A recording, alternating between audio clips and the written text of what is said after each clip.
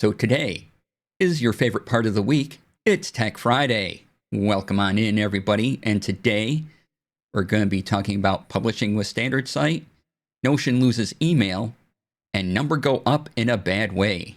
Plus, there'll be time for an Excalidraw with Obsidian demo somewhere in there. It'll be great. Tech Friday. Hey, Rex, welcome on in. So first up, I click this. Hey, look, there's the notes. And look, here's the link for you all. So somebody kindly made a blog post explaining about publishing on the atmosphere with Standard.Site. I've talked about this before using the app protocol. And so if you want to know the kind of the things under the hood with it, this breaks it down, explains it to you all. If you're interested in a site like Pocket or Leaflet, and I've talked about using one of these sites for my newsletter. So if you want to understand what it is, what it does, this is a good breakdown of all of that. So check it out. All right. I was slightly annoyed at these guys. Wait until you hear about blogging posts. Like, come on now, children, right?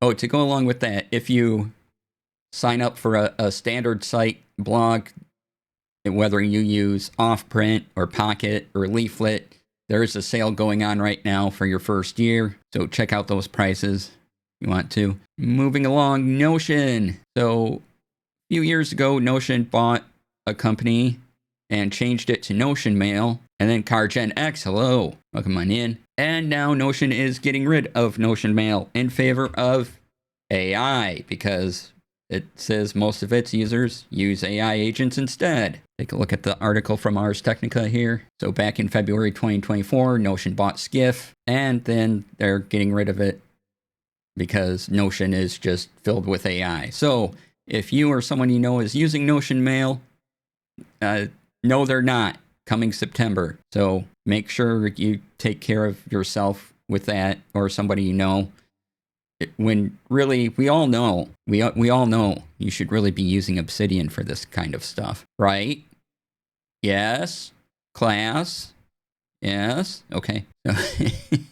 And the big topic that happened this week in tech and why we need to talk about it. Yes, sir. Only Tom will tell. Hi, Tom. Welcome in. The big topic, number go up in a bad way. Sometimes we like when number go up. Like, I enjoy having more views on my YouTube videos and on my Twitch. It's neat.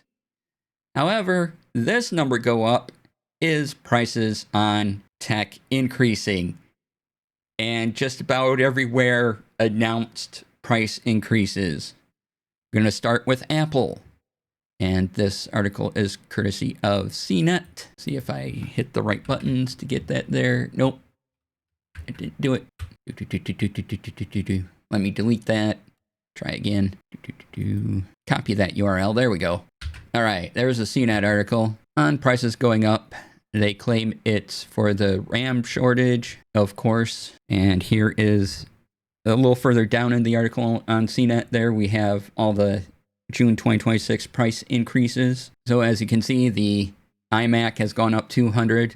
The MacBook Neo, as the base model, has gone up $100. Still a pretty good deal for what it is. But if we get any higher than this, look elsewhere for your computer. But MacBook Neo, it's even at $699, still pretty good. Now here's where stuff really gets out of hand. We have $200, $300 price increases across the board. Look at the Mac Studio M3 Ultra going up to $5,300. I think that might be the biggest increase on here. And as someone pointed out today, I know your feelings on Amazon. It is Amazon Prime Days. Some of the Apple products might still be at their previous price. So if you're really looking for an Apple product, you might want to check that out. But yeah, here's everything. Even the iPad, the Apple TV, has even gone up a bit. HomePod and HomePod Mini increased for some reason as well. But yeah, there's the whole list. This one, though, who's going to buy this? Holy cow. That is a massive leap for the Mac Studio M3 Ultra. And they're going to announce new products in September. And, there are some leaks, but again, I don't tend to cover leaks on things. But if you want to, you can go to YouTube, find out all the hardware they are announcing. We'll cover it after they actually announce it. But increasing the price of something no one was buying anyway, Vision Pro is a choice, right? Yeah, that's a $200 increase. And who do we get to blame? We get to blame tech bros and AI RAM shortages. Apple are also increasing the prices of refurbs, which already have their components make zero. Yes, that too. The other side of this is, yes, I understand that you have to increase your prices because you want to keep making some profit, but also you're one of the richest companies in the world. So yeah, how long are you going to weather that storm, or are you just going to get people used to the prices now? So when you announce something new, you're like, oh yeah, look at our previous stuff. You can get these for good deals now. Yeah, they're just warming us up with the price increases. Yeah, we can't afford to absorb the cost of increased component prices. Indeed. So over on Polygon, we have the Xbox prices going up as well. And a little further down in their article, we have the listing. Series S at 512 gigabytes is now $100 more. They're 1 terabyte at $599. The Xbox Series X Digital, the digital version of the Xbox Series X, is $750. And the regular one is almost $800. That is massive. And everyone announced this week, except for PlayStation, which announced back in April. Old enough to remember when the Switch 2 was considered massively overpriced, right? And just for comparison, if you want to read the PlayStation price increases from April, there's the official blog post about that. And we got pricing on the Steam machine, which is also a thing from a victim of RAM price increases. Real expensive. Article courtesy of IGN. $1,049 for the 512 gigabyte version. And that's without the controller, without the Steam controller. You're selling a console without an interface to it. What are you thinking? Like it's an extra purchase, right? Like, no, you pack in a controller for people. But yeah, the 2 terabyte will set you back $1,349 or $1,428, again, if you want the controller. Seems to be the absolute worst time to release a new video game console. But Steam went ahead, did it anyway. And this one just kind of boils the blood, is that I don't play GTA, never have, but the digital only version, so not even a disc, will start at $80. Which, yeah, I'm not paying that. I mean, I'm not getting it as Cypher of Tyr would say, I'm marked safe from GTA 6. And the Ultimate Edition is going to sell for $99. Again, not the physical version, digital version. And also marked safe from GTA 6. Yeah. So all of this has a side effect on, well, it has a massive effect on us, but it also has a side effect on other components. And this is via Tom's Hardware, that motherboards are really cheap because nobody can afford the components to put in the motherboards. I know that's a long URL, but so as you can see, you get it. So if you want a motherboard, there's some good deals now. Like, look at this, save 57%, Newegg. So if you want to get a motherboard and then wait until you can get the other components, now is a good time to buy a motherboard, I suppose. You just can't do anything with it for a year. So yeah, that's concerning. All right. These are strange times we live in. They are. Okay, so now we're going to break into other things. If you want to keep talking about that, we can do it after the break. But we need to take a breath. Get ready to go on. Do you want to mention something neat that is still going on today? So if you're watching the VOD, it's too late for this deal. But as part of an anti-Prime Day, bookshop.org is offering free shipping. So go there, get free shipping on books, and support local bookstores. It's a good idea. All right. Now I'm going to move into the Excalidraw demo, which I got set up. So I want to get through the tools first. First, for this is the Excalidraw plugin in Obsidian. There is an Excalidraw website. You probably want to use the Obsidian plugin to get the most use out of Excalidraw. So let me give you all the links, and then we'll set up for the demo. So there's Obsidian, and then you go to the community plugins, you type in Excalidraw, but there's the GitHub page, just if you want to double check.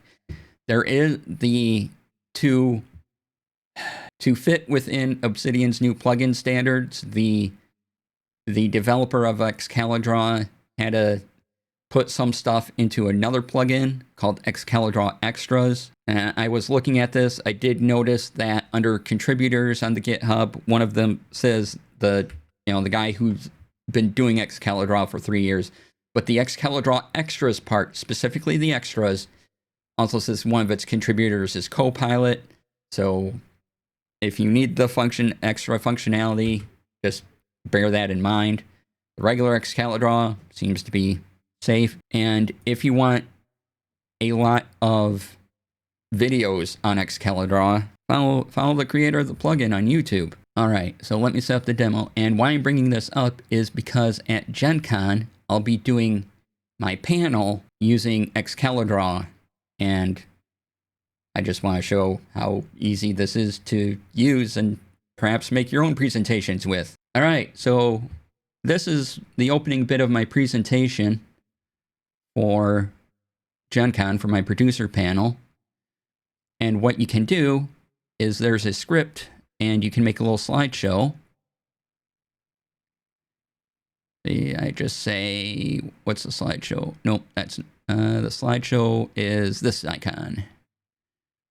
So notice how it goes to here, and then I just arrow key from one thing to another. So me, producer, very hireable, by the way. And then, yeah, sorry, I got to mess with the vertical stream a minute. Okay, so then I have why this panel was producing, got some clip art, and your camera, lighting, your audio, all leading into you. And then I left arrow, and I can move backwards through it. And so we're going to demo how to set all this up in Excalidraw. This is Excalidraw without the Excalidraw extra thing. And I believe I just hit escape. And oh, no, just escape. There we go. So you notice I have these over here marked as frames. So frame 1, frame 2, and that's your order. So after you install Excalidraw, you'll get this button over here for new drawing. It'll come up, and there'll be some words here and say, welcome to Excalidraw. But as soon as you click on it, it will become just a white background. So you have Excalidraw installed. Then you want to go up here to install or update Excalidraw scripts. Click that. You get this window, and it tells you all about the Excalidraw script engine. And you go down to slideshow, click that, and then you just click install script. And now you can do what I'm about to show you. Click away. So you make an object or text. So let's see here. What was the last frame I did? Oops. Helps if I zoom out a bit. So frame 8. Okay. So if I make a drawing or text, I am the bestest ever. Lots of exclamation points. All right. Then you can click off it, and then you can just drag the handles to increase the size. You can move it around. I can move this anywhere I want to.